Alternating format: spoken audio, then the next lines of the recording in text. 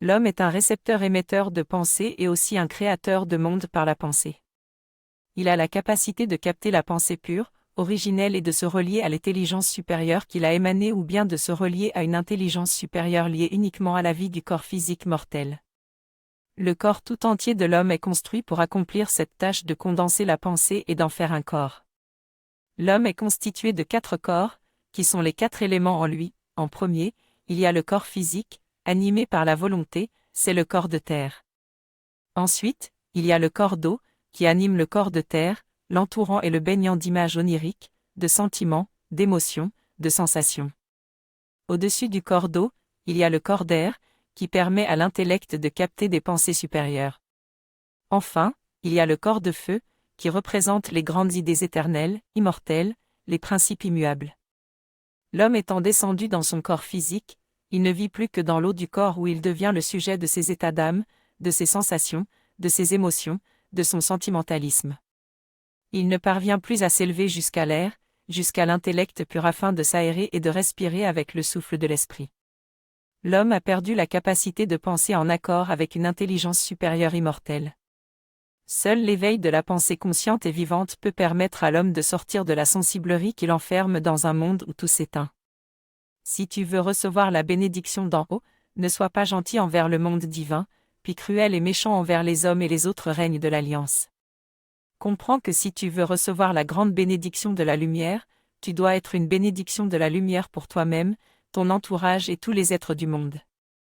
Ne le sois pas dans un rêve, mais sois-le pour de vrai, dans la réalité de la terre.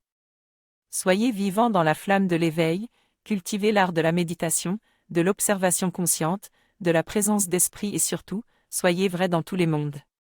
Si vous voulez vivre avec la lumière, soyez vous-même la lumière, faites les œuvres de la lumière.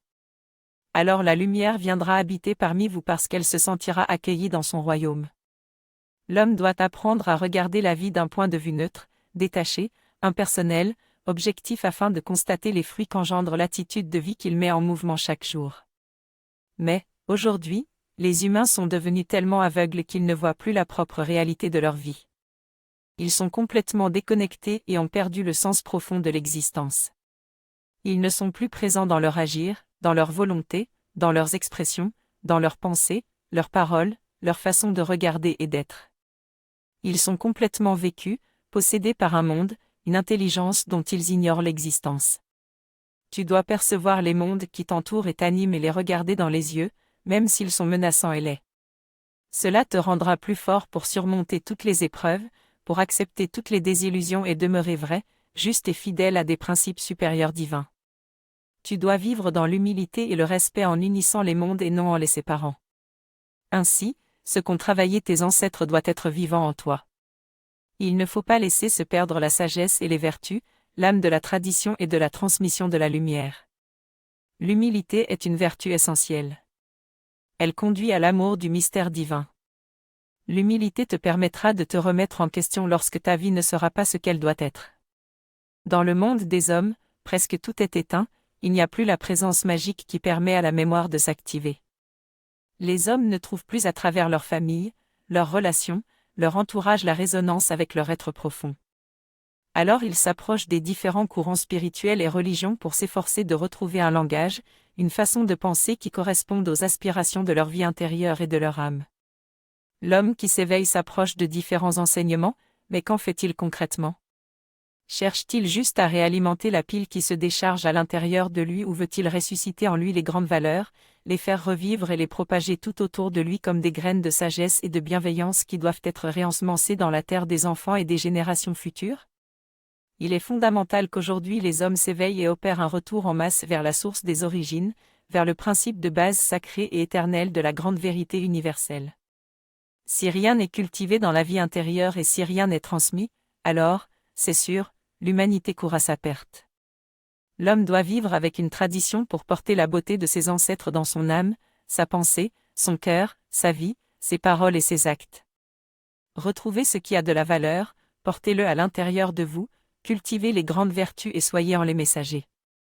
Transmettez-les comme quelque chose de précieux de façon à ce que la terre ne soit pas qu'un morceau de matière morte, mais qu'elle soit réellement un calice qui porte les semences d'un monde supérieur, les met au monde et ouvre les portes d'une vie plus grande. Le monde qui vous entoure est empli de concepts, de croyances, de points de vue, d'opinions afin de vous éveiller et pour que vous compreniez que, finalement, le chemin est à l'intérieur de vous. En tout, il y a une vie intérieure, et le chemin, c'est de trouver en l'autre la résonance avec votre propre résonance intérieure. Ainsi, ce qui peut paraître négatif à l'extérieur ne l'est plus une fois que la résonance intérieure est éveillée. Bien sûr, en apparence, la résonance extérieure est négative, mais si la vie intérieure s'éveille, elle ne devient qu'un messager qui vous indique le point de vue que vous cultivez, que vous nourrissez. Ce point de vue détermine le monde extérieur et aussi le monde intérieur. Dieu n'enferme pas, mais il éveille l'homme et lui montre, par la dualité, que lorsqu'une chose apparaît à l'extérieur, il doit éveiller la résonance en lui-même afin d'équilibrer et de faire vibrer le diapason qui attire les mondes supérieurs.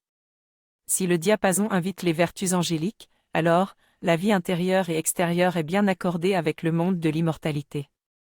Si le diapason appelle les contre-vertus, cela est révélateur que l'homme doit faire tout un travail sur lui pour devenir capable de porter les mondes dans la dignité et la beauté. L'homme a le choix, il peut parler ou se taire. Mentir, dire ce qu'il ne pense pas ou dire une chose pour en dire une autre sont des faux choix qui mènent à la mort. Celui qui ment devient le serviteur du mensonge. Il porte sur lui ce sceau et il lui est difficile ensuite de l'enlever. Ce sceau enlève toute dignité, toute stabilité et le monde supérieur ne peut plus s'approcher de l'homme qui le porte. Votre ange voit bien qu'il y a une incohérence dans votre vie et un désordre qui s'installe. La vérité vous libérera de la peur et de l'ombre qui prend la place de l'âme. Travaillez pour reconquérir le sens de la parole et sa sagesse. Que votre parole soit consciente, vivante de votre âme. Que votre parole soit le reflet de ce que vous êtes vraiment. Soyez ce que vous êtes jusque dans ce que vous dites. Il est plus sage de dire des bêtises que de mentir. La bêtise peut toujours être conduite vers l'intelligence. Le mensonge, lui, ne peut conduire que dans l'isolement, la séparation, la coupure, l'illusion, la mort. Qu'est-ce qui peut te faire perdre ton intégrité? C'est quand tes paroles dénaturent la réalité. C'est quand tu dis autre chose que ce que tu penses être vrai. C'est quand tu parles pour ne rien dire, pour combler un vide. C'est quand tu agis pour des buts personnels qui ne tiennent pas compte du bien de l'ensemble. C'est quand tu cherches à t'élever en éveillant en l'autre un sentiment d'infériorité. C'est quand tu dévalorises l'autre ou que tu éteins son enthousiasme. C'est quand tu regardes ce qui t'entoure avec un œil qui juge, qui dégrade, qui salit. C'est quand tu te tiens dans la médiocrité en cherchant toujours ce qui est imparfait. Quand vis-tu d'une façon intègre? Quand tu donnes du sens et de la valeur aux autres et à toutes choses. Quand tu acceptes les pensées de sagesse qui viennent te visiter et que tu les laisses diriger ta vie. Quand tu te réjouis sincèrement du bonheur ou de la réussite des autres. Quand tu laisses s'exprimer dans ton quotidien l'être véritable que tu es à l'intérieur. L'intégrité, c'est la pureté dans la pensée, la noblesse dans le sentiment, l'authenticité dans l'action. Le monde divin est un monde de joie. Il est parcouru par une joie intense, sereine et profonde. Si tu penses à Dieu, sois dans la joie. Communie avec ton âme en toi, dans une complicité aimante. Elle a beaucoup de choses à te dire sur ta vie. Elle veut te montrer comment tu peux faire pour être plus heureux, plus en harmonie, en accord avec toi-même et avec le plus grand en toi. Ce monde divin qui vit en toi vit aussi en l'autre. Quand tu regardes quelqu'un ou que tu interagis avec lui, pense au divin qui habite en lui, qui vous habite tous les deux. La fleur qui s'ouvre au soleil s'appelle la joie. C'est la joie du cosmos qui emplit son être pendant qu'elle contemple la lumière. Cette joie va jusqu'au bout de ses racines et emplit la terre, apportant le bonheur aux êtres qui l'habitent et leur permettant de participer à la vie du soleil. La joie parfaite, c'est se sentir faire partie du tout en étant conscient d'être un. Quand tu te sens en difficulté, ne sois pas triste, mais pense à ce qui est divin et tu verras d'autres possibilités apparaître pour fleurir ta vie. L'important n'est pas ce que tu vis, mais comment tu le vis. Vis dans la joie. Le chemin de la résurrection et de la vie est celui de la conscience. Le chemin vers Dieu, c'est ce que tu es, ce que tu fais, ce que tu deviens et ce que tu mets au monde. Le chemin de l'humanité est d'enfanter la divinité, soit c'est un Dieu de la mort, de la vie illusoire que nous mettons au monde, soit c'est le grand Dieu de la résurrection et de la vie, le Dieu qui éveille la conscience jusqu'à l'immortalité.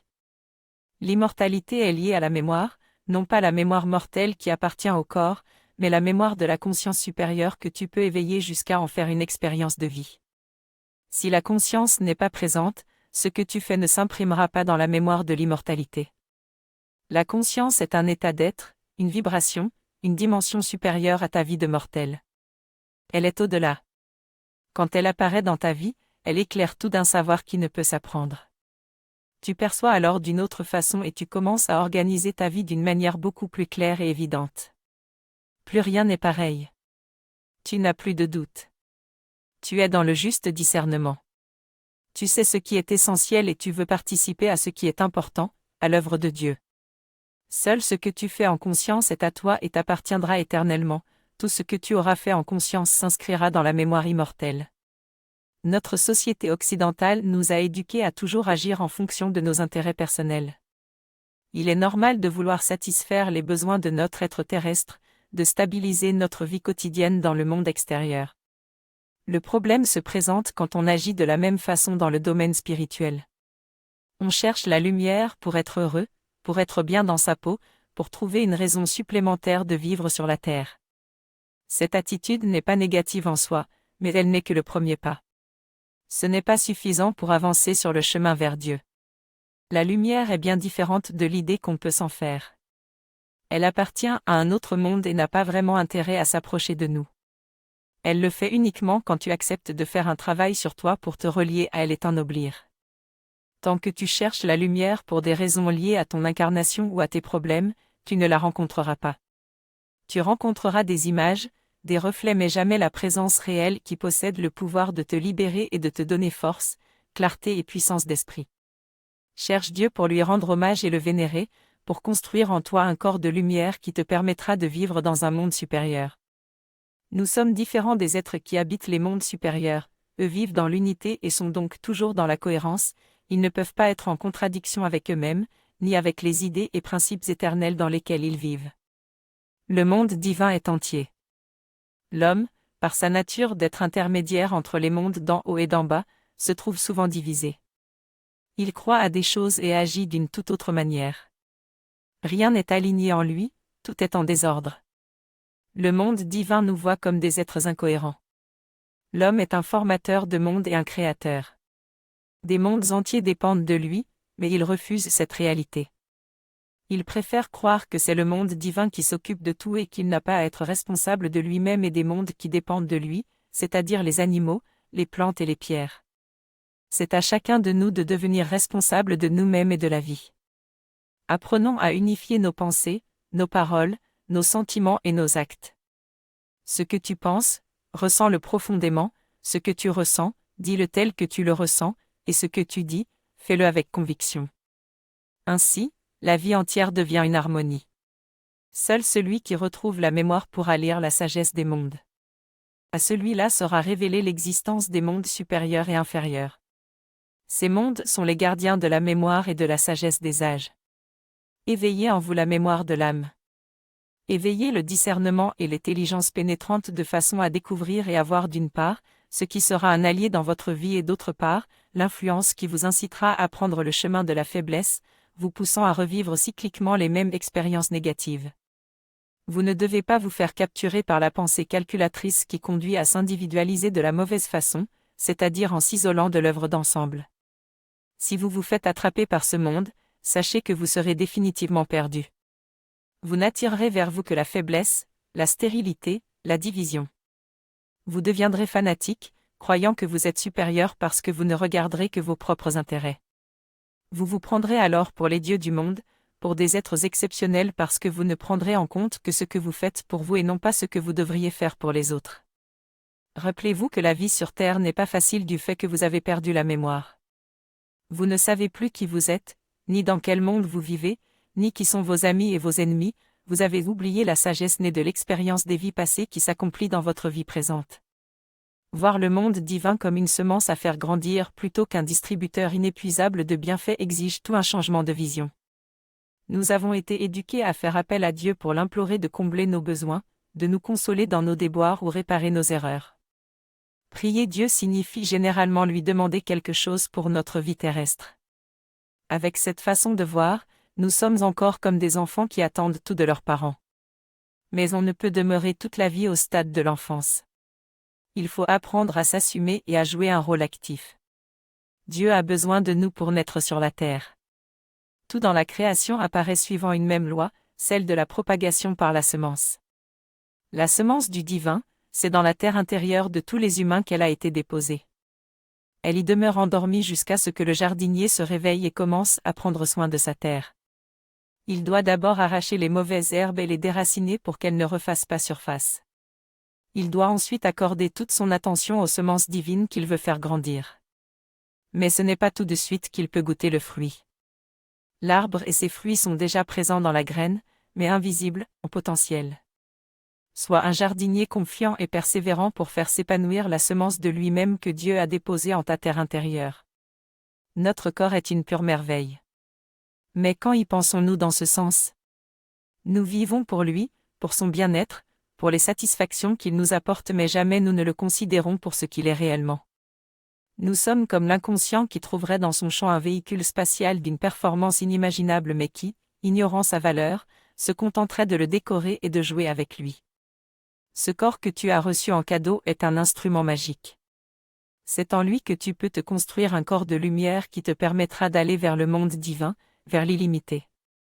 C'est lui qui permet à la grandeur de venir habiter et agir en toi à travers les petites choses en apparence insignifiantes du quotidien.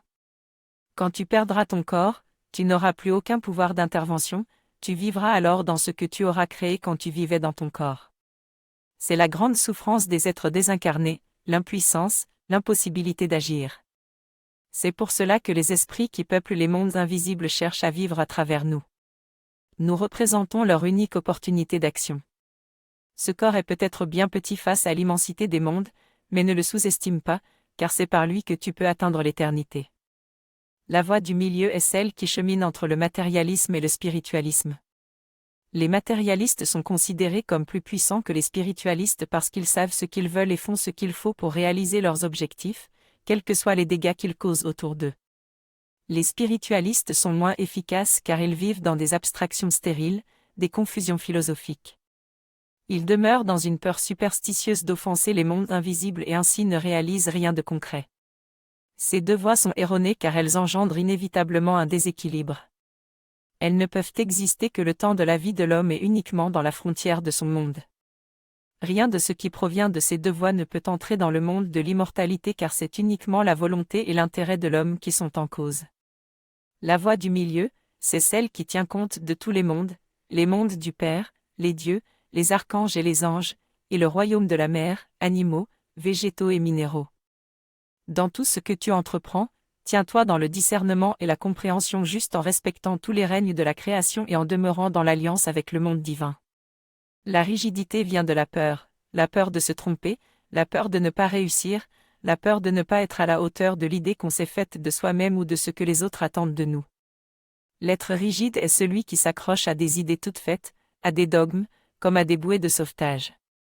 Il rejette sans réflexion tout ce qui n'entre pas dans le cadre de ses principes, car l'idée même de regarder quelque chose de différent le déstabilise, le désoriente, l'insécurise. La douceur, au contraire, est un être d'une grande subtilité et d'une grande souplesse. Elle est ouverte à tout et peut tout accueillir sans crainte car elle est reliée en permanence à sa propre source. Elle n'a donc pas peur de ce qui est différent. Rien ne peut ébranler l'être qui se tient dans la douceur. Tout en lui est bonté, amour, sagesse. Sa vision est universelle et inclut tous les êtres. Il est comme une mère pour tous. La douceur est une vertu des anges qui peut devenir présente dans ta vie si tu le veux. Tu peux facilement travailler à devenir doux au quotidien à travers tes paroles et tes actes. À chaque jour, pose consciemment des gestes de douceur, envers toi-même et ceux qui t'entourent. Pratique-toi à parler avec douceur, à demeurer calme et serein dans les discussions. Peu à peu, l'ange de la douceur viendra te couvrir de son aile protectrice et guérissante. L'homme se tient à la frontière des mondes. Il peut entrer à la fois dans les ténèbres et dans la lumière et apporter un équilibre, une guérison, une paix. Il peut appeler les mondes supérieurs et parler avec les anges, les archanges et les dieux, mais il peut aussi se tourner vers les animaux, les végétaux et les pierres et entrer en communication avec chacun de ces règnes. Notre forme d'existence est faite pour que nous puissions nous épanouir, vivre et évoluer dans notre propre monde, mais cet épanouissement doit se faire dans l'harmonie avec tous les autres règnes et mondes avec lesquels nous sommes en relation.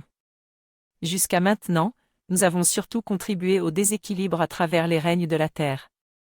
Nous les avons utilisés pour satisfaire nos besoins personnels et nos caprices. Nous avons arraché des êtres à leur milieu pour les enfermer dans un environnement qui les étouffe et les rend faibles. Pour accomplir notre rôle pour le bien de l'ensemble et l'équilibre des mondes, nous devons avant tout devenir conscients de ce que nous sommes et de notre pouvoir. Nous sommes tous, personnellement et collectivement, responsables de l'harmonie entre les différents mondes. Nous devons développer une vision magique de la vie, qui n'est absolument pas une superstition. C'est une sagesse, une sensibilité, une morale, une science de la vie.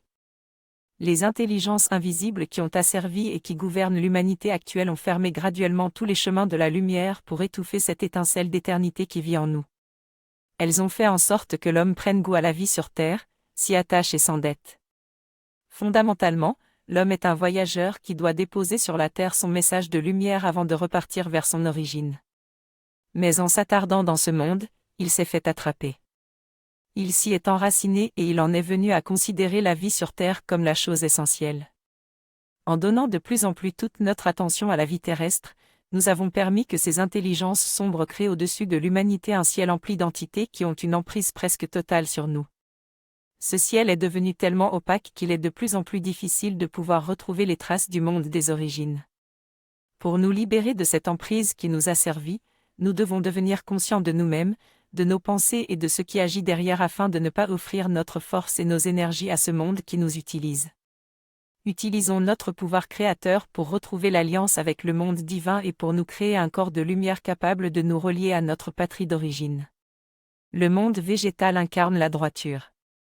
Regarde un arbre, une plante, une fleur, tu vois les racines profondément ancrées dans la terre-mère, la tige qui s'élève droite vers les hauteurs et s'épanouit en offrant la beauté des formes et des couleurs, la subtilité des parfums, la richesse des fruits.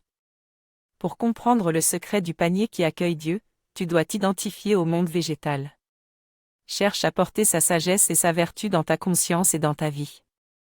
Apprends à tresser le végétal en toi, c'est-à-dire tout ce qui monte droit vers les hauteurs depuis ta base jusqu'à ta tête. C'est ce tressage, cette union subtile de tout ce qui est bon en toi, qui donnera une forme précise avec laquelle tu recevras les fruits de la vie. Ces fruits célestes sont une offrande des anges au monde des hommes. Ce sont toutes les belles pensées qu'ils nous inspirent pour maintenir vivant ce qui est pur, sacré et divin dans la vie.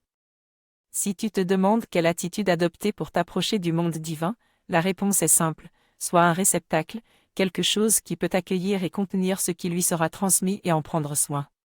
Si tu sais être un panier parfait, tu pourras recevoir les fruits du ciel, les goûter et t'en nourrir dans tous les aspects de ta vie. Tout ce qui est tangible en nous, c'est le corps de terre. Il est pénétré et entouré par un corps plus subtil, le corps d'eau. Ce sont tes relations et tes échanges. Cette eau en toi et autour de toi est elle-même reliée à un océan, Dieu. Un jour, tu seras amené à rencontrer cet océan et à le traverser. Par quel moyen ? Cela dépendra de ta barque, c'est-à-dire du corps que tu auras construit, et donc de la façon dont tu auras vécu ta vie sur terre. La grande rencontre avec l'eau s'appelle la mort. C'est à ce moment que tu devras effectuer le passage dans les mondes supérieurs, qui seront déterminés par la nature de ton eau. La plupart des gens perdent conscience en passant le voile de la mort. Ils sont pris dans une grande agitation. Comme ils n'ont pas de véhicule pour aller plus loin, ils s'accrochent à ce qu'ils peuvent pour sortir de la turbulence et ne pas continuer vers cet inconnu qui leur fait peur. Pour faire apparaître le chemin qui mène de la source en toi jusqu'à l'océan de Dieu, tu dois purifier ton corps d'eau en développant l'art de canaliser l'eau en toi et de l'orienter de façon à ne pas créer de blocage dans son cheminement. Entrer dans la conscience de ce corps est une aventure incontournable et fondamentale pour le passage du voile de la mort. Heureusement, la sagesse essénienne nous offre de nombreux enseignements et clés pour maîtriser ces mondes subtils en nous. Il est très difficile pour nous, humains d'aujourd'hui, d'entrer en contact avec notre vie intérieure pour rencontrer notre être authentique. Cette difficulté vient de notre hérédité et de la mauvaise éducation que nous avons reçue au fil des siècles. Nous cultivons une image fausse de nous-mêmes parce que nous avons été nourris par une fausse spiritualité et une philosophie déchue qui nous ont fait croire que la terre et le monde des hommes étaient sales, dangereux et sans valeur. Tous les malheurs de l'humanité sont nés de cette mauvaise éducation qui nous a incités à croire aveuglément à de faux guides. Sache que la terre est sainte et belle. Elle est le miroir de la grande vérité universelle qui baigne tous les mondes. Elle est notre stabilité et nous permet de nous aligner sur l'ordre céleste en favorisant en nous l'éveil et la vision juste. Elle seule peut nous libérer de l'illusion et du mensonge de la fausse spiritualité. Le mensonge ne vient pas de la terre, qui est le livre saint de Dieu, mais de l'homme qui ne sait pas lire, et encore moins écrire. Personne ne peut être séparé de la terre, de l'univers et de l'intelligence globale. À chacun d'organiser sa vie pour qu'elle soit en correspondance avec les grandes lois universelles qui gouvernent tous les mondes. L'uniformisation est la grande maladie de notre époque, pire que n'importe quel virus. Elle est orchestrée par une intelligence qui aspire à tout dominer, maîtriser, pour que tout soit sous son autorité. Pour cela, tout doit être nivelé, il ne doit plus y avoir de différence, de peur que ces différences n'échappent au contrôle. Tout ce qui est hors norme doit être dépisté, écarté ou maîtrisé. Bientôt, ce sera ce monde qui décidera ce que doit être la vie sur Terre et toutes les âmes devront s'y soumettre. Pour résister à cette plaie qui veut s'abattre sur l'humanité, il faut commencer par prendre conscience de l'importance de la liberté, de la tolérance, du respect, de l'acceptation de l'autre et de l'éveil de la vie intérieure. Faisons de ces valeurs un mode d'existence afin de poser une autre écriture dans notre vie. N'éteignons pas notre âme pour être conforme à un monde qui veut éteindre la lumière. Ne nous laissons pas enfermer dans des frontières qui sont contre notre nature profonde.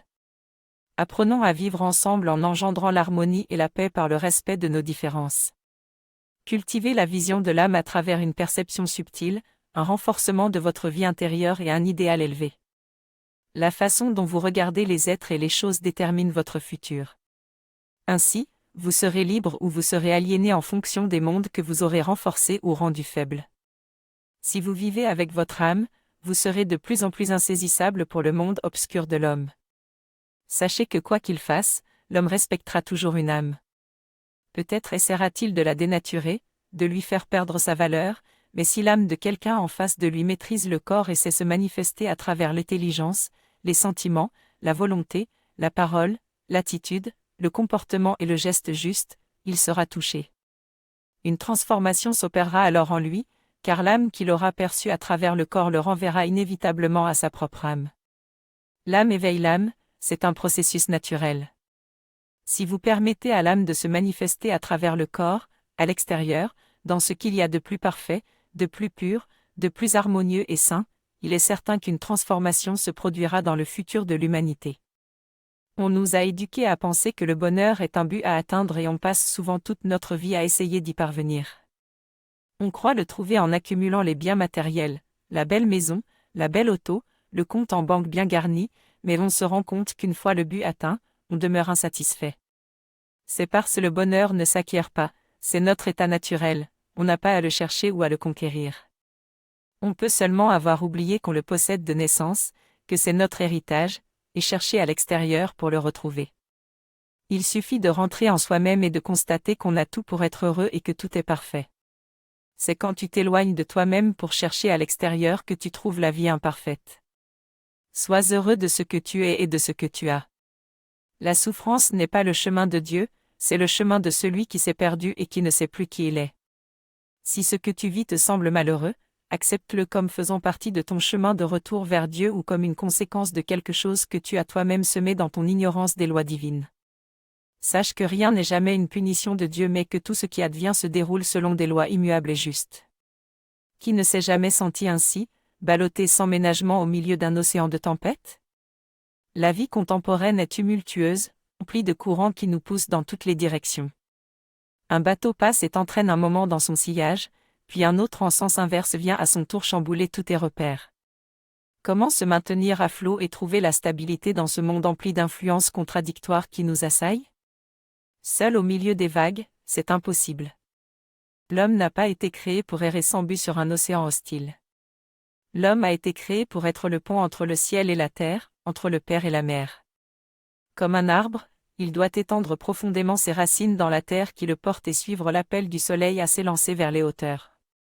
Peu à peu il devient solide et vigoureux, jusqu'à porter des fruits en abondance pour nourrir tous les êtres, ceux des règnes visibles mais également ceux des règnes invisibles. Il connaît alors le bonheur ineffable de se sentir à sa juste place et de réaliser ce pourquoi il est venu sur la terre. Si tu te sens désorienté, bousculé par les événements de ta vie, ne cherche pas à t'évader dans des mondes abstraits, prends refuge en la mer, sous tes pieds, qui te porte et te nourrit. Dans le calme et le silence, étends tes racines en elle et demande-lui sa protection. Elle attend patiemment, et depuis longtemps, que tu te tournes vers elle pour te guider. Lorsque vous voyez une fleur, vous vous émerveillez de sa beauté et vous vous réjouissez. Pourtant, vous n'êtes pas en communication avec son être et ne la regardez pas réellement, ne la rencontrez pas vous-même. Vous êtes conditionné par une philosophie qui vous entoure, respire à travers vous et vous fait penser, ressentir et vivre que cette fleur est belle. Si tu t'approches de la fleur sans philosophie ni conditionnement du monde des hommes, tu pourras la rencontrer dans la simplicité, établir une communication naturelle pour finalement t'apercevoir qu'un lien puissant et profond existe entre elle et toi, qu'elle fait partie de toi. Il n'y a pas d'autre séparation entre vous et le monde, que des concepts qui vous ont été inculqués pendant des siècles et qui ne sont pas forcément vrais. Ces concepts ont formé votre monde et la façon dont vous y vivez. Mais dans la vérité des mondes supérieurs, l'homme n'est pas plus grand qu'une fleur. Seule la forme est différente. La fleur est dans l'homme et lui parle, si tu veux grandir, tu dois fleurir. Si tu veux entrer dans un monde supérieur, tu dois tendre vers lui et lui offrir une forme parfaite qu'il pourra reconnaître et apprécier. Tel est le message de la fleur à l'homme. L'eau dirige les relations avec soi-même et les autres. L'homme baigne dans ce monde en cultivant une grande illusion, notamment dans la pensée, ce qui l'empêche de s'élever vers l'expérience claire et vivante de la pensée véritable. Cette expérience de la pensée véritable peut être vécue comme une illumination de l'esprit et une purification de l'âme, c'est-à-dire du corps d'eau. Seul l'éveil de la pensée consciente et vivante peut permettre à l'homme de sortir de la sensiblerie qui l'enferme dans un monde où tout s'éteint. L'homme dit qu'il pense, qu'il comprend, qu'il sait, mais il n'est que dans une sensation, une émotion, un sentimentalisme, il n'a pas éveillé la pensée qui lui apporterait le vrai savoir et la force de le mettre en action. Il est très difficile pour l'homme de maîtriser cette sphère de l'eau, d'équilibrer son cœur, ses émotions, ses états d'âme. Aucun homme ne peut y parvenir sans éveiller la pensée supérieure divine. Toutes celles et tous ceux qui ont essayé de traverser ce monde sans éveiller la pensée vivante et claire se sont noyés de différentes façons, soit ils ont sombré dans la nuit de la matière ou alors ils se sont perdus dans les méandres d'une spiritualité illusoire et stérile. Apprenez à concentrer votre pensée et à la conduire vers l'impersonnalité à travers l'étude rituelle de l'enseignement de Dieu. L'homme a perdu de vue qu'un monde se tient au-delà des apparences. Il s'est laissé séduire par les belles paroles vides de sens, par les promesses alléchantes qui masquaient la dévoreuse. Le monde qui dirige l'humanité actuelle est celui de la peur et de la perdition. Les hommes veulent exister à tout prix. Ils sont capables de tout accepter pour continuer à vivre et sauvegarder le peu qu'il leur reste.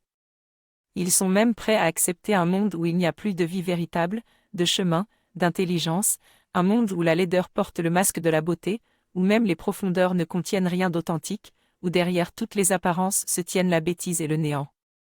Les hommes sont devenus des somnambules traversant le monde sans le regarder, se faisant abuser à chaque pas. Seul le monde de la mort a une place dans la vie de l'homme, qui le prend pour la vie et ne peut plus en sortir, le chérissant plus que tout. C'est une situation dégradante et déshonorante. Les hommes se séduisent les uns les autres à travers leurs paroles, leurs regards, leurs attitudes pour simplement exister dans ce monde et y être brillants. Ils ne voient pas qu'il n'y a rien derrière toutes ces apparences, que c'est un monde qui éteint l'âme et la détourne de la vérité. Dieu est la vie, il est la terre, l'univers, la nature dans tous les mondes. Apprenez la liberté de Dieu en vivant avec lui, en prenant soin du corps, en lui offrant les meilleurs éléments qui viennent de la terre, transformés par la terre, nourris par elle sans qu'aucun élément ne vienne interférer ou modifier la croissance et l'épanouissement de la vie, des légumes, de la nourriture. La liberté que l'homme propose est un esclavage. Aucun homme ne peut évoluer dans la liberté lorsqu'il est entouré et saturé d'un monde qui s'oppose à cette évolution, c'est une utopie, c'est comme vouloir préserver la lumière dans un monde qui est dédié à l'obscurité.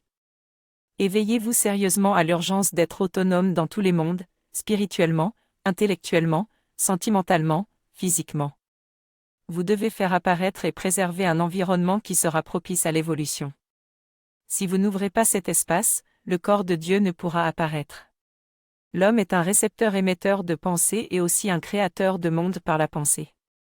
Il a la capacité de capter la pensée pure, originelle et de se relier à l'intelligence supérieure qu'il a émanée ou bien de se relier à une intelligence supérieure liée uniquement à la vie du corps physique mortel. Le corps tout entier de l'homme est construit pour accomplir cette tâche de condenser la pensée et d'en faire un corps. L'homme est constitué de 4 corps, qui sont les 4 éléments en lui. En premier, il y a le corps physique, animé par la volonté, c'est le corps de terre. Ensuite, il y a le corps d'eau, qui anime le corps de terre, l'entourant et le baignant d'images oniriques, de sentiments, d'émotions, de sensations. Au-dessus du corps d'eau, il y a le corps d'air, qui permet à l'intellect de capter des pensées supérieures. Enfin, il y a le corps de feu, qui représente les grandes idées éternelles, immortelles, les principes immuables. L'homme étant descendu dans son corps physique, il ne vit plus que dans l'eau du corps où il devient le sujet de ses états d'âme, de ses sensations, de ses émotions, de son sentimentalisme. Il ne parvient plus à s'élever jusqu'à l'air, jusqu'à l'intellect pur afin de s'aérer et de respirer avec le souffle de l'esprit. L'homme a perdu la capacité de penser en accord avec une intelligence supérieure immortelle. Seul l'éveil de la pensée consciente et vivante peut permettre à l'homme de sortir de la sensiblerie qui l'enferme dans un monde où tout s'éteint. Celui qui, sans cesse, va de gauche à droite et de droite à gauche est un être déséquilibré, sur qui personne ne peut compter ni s'appuyer. Le déséquilibre dans l'homme engendre une destinée malade. Un jour, il est dans le pilier du bonheur, de l'harmonie, de la lumière et le lendemain, dans celui du malheur, de la disharmonie et des ténèbres. Par sa nature, l'homme se trouve au milieu et il se laisse entraîner sans cesse d'un pôle à l'autre. Aujourd'hui, les hommes veulent être intégrés à tout. Ils aspirent à être regardés, à être vivants dans les yeux des autres. Ils veulent apparaître, montrer que ce sont eux qui ont la connaissance, le savoir, la vérité. En réalité, celui qui vit avec la sagesse n'a pas besoin de sortir de sa droiture et d'entrer dans le déséquilibre pour exister. Il est posé, stable, toujours prêt à être actif, à répondre à toutes les questions de tous les mondes sans sortir de son rayon, sans se faire attraper par l'attraction qui décentre et déséquilibre. Il est un élément stable et positif pour le monde divin, qui dira qu'il mérite d'être porteur d'une mission. Ainsi sont les hommes qui portent la sagesse en eux et peuvent, par leurs œuvres, équilibrer les mondes. Un sage authentique n'est pas étranger au monde des hommes ni au monde divin. Il se tient dans le juste équilibre, car la sagesse n'appartient à aucun des 2 mondes. Elle est le lien vivant et conscient qui leur permet de se rencontrer, de s'équilibrer.